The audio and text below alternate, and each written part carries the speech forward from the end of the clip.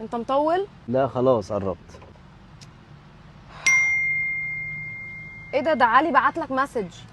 افتحي التليفون وقريها، الباسورد 6282 اكتب الباسورد؟ امال هتحفظيه؟ اكتبه؟ ايوه 6282. بيقول لك ان بكره بولت الاستيميشن الساعه 8، ما تنساش لازم تيجي. بكره 8؟ اه. لا طبعا بكره 8 دي انا وانت خارجين. يا اقول له ان انت مش هتروح؟ انا وانت خارجين بكره الساعه 8. لا قولي له مش هينفع. يا اكتب له كده. اصل ما تقولولوش انا وانت عشان ما يحسدناش، قولوا له انا وانت بكره 8. بكره في ارتباط مهم.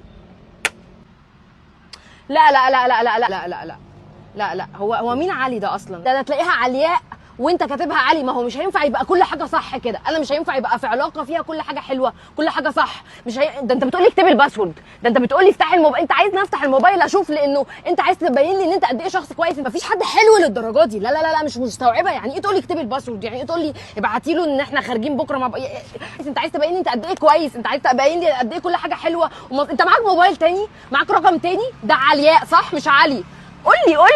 قول لي انا حاسه انه في حاجه غلط. بص الموبايل اهو انا ماشيه اساسا.